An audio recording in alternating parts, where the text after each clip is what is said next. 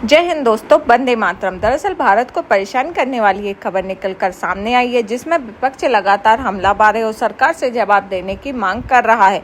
दरअसल चीन अक्साई चीन में सुरंगें बना रहा है। कुछ सैटेलाइट इमेज निकलकर सामने आई है, जिसमें काफी बड़े स्ट्रक्चर दिखाए गए हैं।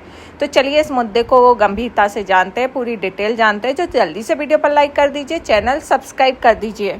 चीन विवादित अक्साई चीन क्षेत्र में सुरंगें बना रहा है। इसका खुलासा मैक्सार की सैटेलाइट तस्वीरों में किया गया है। देवसांग से दरअसल 60 किलोमीटर दूर एक नदी घाटी है, उसके किनारे वाली पहाड़ी पर सुरंगें होने का दावा किया जा रहा है। इसका इस्तेमाल सैनिक और हथियारों को रखने के लिए किया जा सकता है।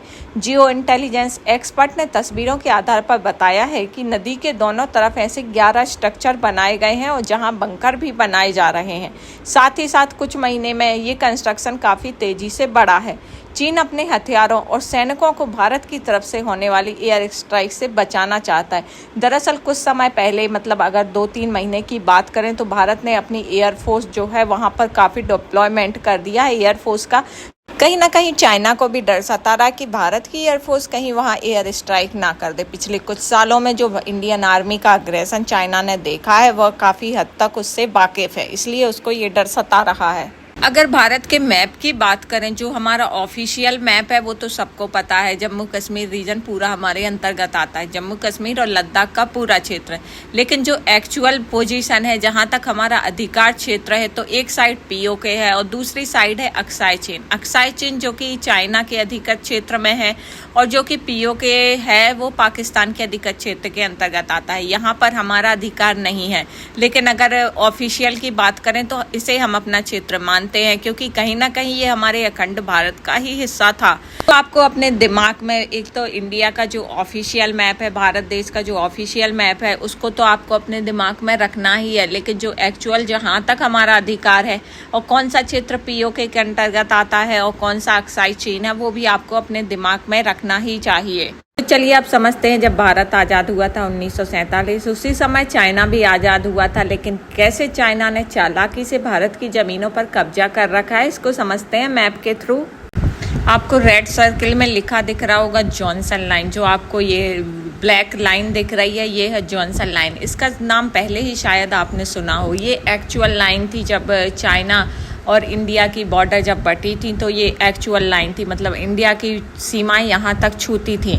लेकिन जब हमारा देश आज़ाद हुआ 1947 में, तो उसके बाद चाइना भी आज़ाद हुआ और उसी के साथ ही चाइना ने बड़ी चालाकी से तिब्बत पर कब्जा करते हुए, इनका एक प्रांत है शिनजियांग, तो तिब्बत और शिनजियांग के बीच में जोड़ने वाली शाहिदुल्ला से तिब्बत तक की एक अक्साई चीन रोड बना दी, पक्की सड़क। लेकिन उस समय 1947 में, जो कि हमारा देश आज़ाद हुआ था, तो हम दूसरे मुद्दों में बिजी थे। उस समय सैटेलाइट भी नहीं थे, इसकी जानकारी नहीं हुई। लेकिन जब पता चला, तो इससे चाइना का जवाब मांगा, तो चाइना ने कुछ कहने से इनकार कर दिया। फिर 1954 में नेहरू जी के साथ चाइना के जो प्रधानमंत्री थे, उन्होंने पंचशील सिद्धांत पर साइन किए, उनके बीच में समझौता हुआ और हिंदी चीनी भाई भाई का नेहरू जी ने नारा दिया। लेकिन उसके बाद चाइना ने ऐसे पीठ में छुरा घोंपा इंडिया की कि आज तक हम उसके जख्म झेल रहे हैं। चाइना ने इस रोड तक के हिस्से को अपना हिस्सा बताना शुरू कर दिया। और इतना ही नहीं, हिंदी चीनी भाई भाई का नारा देने के बाद, बात है 1958 की, चाइना ने आगे बढ़कर, जो आपको ये ग्रीन लाइन दिख रही है, वहां तक अपने पैर जमा लिए। फिर भारत की नींद खुली, फिर इन्होंने विरोध करना स्टार्ट किया। जब विरोध करना स्टार्ट किया है, भारत ने भी अपनी सेना वहां पर डिप्लॉय कर दी। पहले क्या होता था, ये जो आपको काराकोरम रेंज दिख रही है, यहाँ तक भारतीय सैनिक भी पेट्रोलिंग के लिए जाते थे और उस साइड से चीनी सैनिक वहां तक आते थे।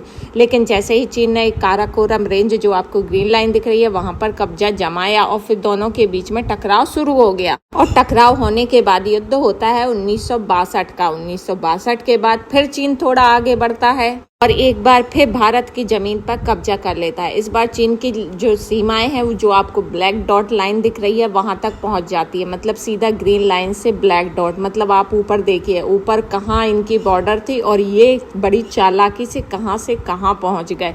चीन लगातार आगे बढ़ता है, लेकिन फिर भारत और चीन के बीच में होता है LAC, मतलब लाइन ऑफ कंट्रोल। ये जो आपको रेड लाइन दिख रही है, वो डिसाइड होती है, लेकिन चीन इस पर कोई जवाब नहीं देता। फिर कहीं 1993 में जाकर चीन आधिकारिक तौर पर इस LOC को मानने के लिए राजी होता है। लेकिन फिर भी चीन अपनी चालाकी से बाज नहीं आता और फिर आगे बढ़ने की कोशिश करता है, लेकिन हमारी आर्मी वहाँ पे डिप्लॉयमेंट की कर दी जाती है। और अब हाल ये है कि वहाँ पे आर्मी के बेस कैंप भी हैं और चाइना के बेस कैंप भी हैं। अब तो हमारी एयरफोर्स भी वहाँ पहुँच गई है। लगभग 1 लाख जवान वहाँ पूरे लद्दाख रीजन में डिप्लॉयमेंट किए गए हैं।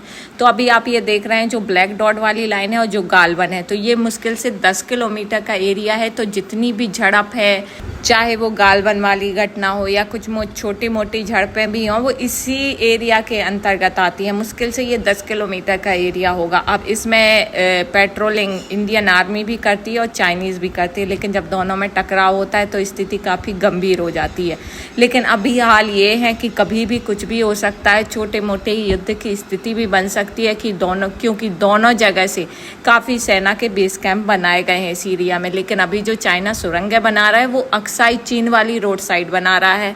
अब सवाल उठता है कि हाल ही के वर्षों में जो हमें चीन और भारत के बीच में ज़्यादा विवाद बढ़ते दिखाई दे रहे हैं, 1962 के बाद भी थे, हाँ हुए थे सिर्फ 2 या 3 बार। 1967 में सिक्किम के पास जिसमें 400 सैनिक शहीद हुए थे, 1975 में हुए थे अरुणाचल में जिसमें 4 भारतीय जवान शहीद हुए थे। लेकिन 2015 के बाद से लगातार विवाद बढ़ते चले गए। 2017 में डोकलाम विवाद जो कि 75 दिनों तक चला था। 2020 में आपको सब पता ही होगा गालवन घाटी का, जिसमें हमारे 20 भारतीय जवान शहीद हो गए थे और चीन की तरफ काफी नुकसान हुआ था। 2022 में अरुणाचल के तवांग में चीनी सैनिकों ने भारतीय पोस्ट को हटाने की कोशिश की, लेकिन वहां भी उन्हें महकी खानी पड़ी। अब ये पुराना भारत नहीं है, ये नया भारत है। आप जितना करोगे उसका डबल हम आपको देंगे, क्योंकि हमारी आर्मी अब फ्री है। अगर चाइना एक छोटा मोटा हमला भी करता है तो उसका जवाब देने के लिए इधर भारत की तरफ से 4 हमले होते हैं। तो अब आप समझ जाइएगा कि विवाद क्यों बढ़ रहा है। एक्चुअली ये इसलिए बढ़ रहा है क्योंकि चाइना को उसी की भाषा में जवाब दिया जा रहा है। चीन चाइना का नाम सिर्फ चीन या चाइना नहीं होना चाहिए, चालाक चीन और चालाक चाइना होना चाहिए। हमने इन्हें नारा दिया था हिंदी चीनी भाई भाई का, और इन्होंने हमारे ही पीठ में छुरा घोंपा, हमारी ज़मीन पर कब्जा करते चले गए। लेकिन अब ये काफ़ी डरे हुए हैं, इसीलिए इनके सुरंग बनाना कहीं ना कहीं इनके डर को प्रदर्शित भी कर रहा है। लेकिन भारत के लिए यह खतरा भी है। इन सब विवाद के बीच चाइना ने फिर एक नई चालबाजी अपनाई। जो भारत के अरुणाचल के 11 रहवासी इलाके थे, अपने मैप में उनके नाम बदल दिए और 4 ऐसे पर्वत हैं जिनके नाम भी उसने बदल दिए। लेकिन इनको मानने से भारत ने साफ साफ इनकार कर दिया है। अभी 2 दिन पहले जो चाइना का सरकारी मीडिया है ग्लोबल टाइम्स, उसने ट्विटर पर एक मैप शेयर किया जिसमें अक्साई चीन और अरुणाचल प्रदेश को चाइना का हिस्सा बताया गया है। इस पर चलिए जानते हैं हमारे विदेश मंत्री ने क्या कहा। चाइना की चुटकी लेते हुए उन्होंने कहा कि यह चाइना की पुरानी आदत है। ऐसा नहीं होता कि उन्होंने मैप जारी कर दिया तो हमारा हिस्सा उनके अधिकार क्षेत्र में आ जाता। ये चाइना की पुरानी आदत है, वो पहले भी ऐसे मैप निकाल चुका है, उससे हमें कोई फर्क नहीं पड़ता। अब इन सब विवादों के बीच में हम ये भी जान लेते हैं कि भारत की क्या तैयारी है। दरअसल भारत भी अरुणाचल में फ्रंटियर हाईवे बना रहा है। चीन तिब्बत बॉर्डर के ये करीब से गुजरेगा। आर्मी मूवमेंट में काफ़ी आसानी होगी और इसके साथ ही ये चीन, तिब्बत और म्यांमार से सटी भारतीय सीमाओं को भी जोड़ेगा। तो ये काफ़ी अच्छी खबर है और ये 5 साल में बनकर भी तैयार हो जाएगा। तो उम्मीद है ये मुद्दा आपको पसंद आया होगा और इसी तरह आगे मुद्दों पर चर्चा करने के लिए, देश विदेश के मुद्दों पर चर्चा करने के लिए आप बने रहिए चैनल में और वीडियो पर लाइक कर दीजिए, चैनल सब्सक्राइब कर दीजिए और इन सब में आपका क्या मत है वो भी कमेंट बॉक्स में ज़रूर लिखिएगा और चैनल पर सब्सक्राइब ज़रूर कर लें।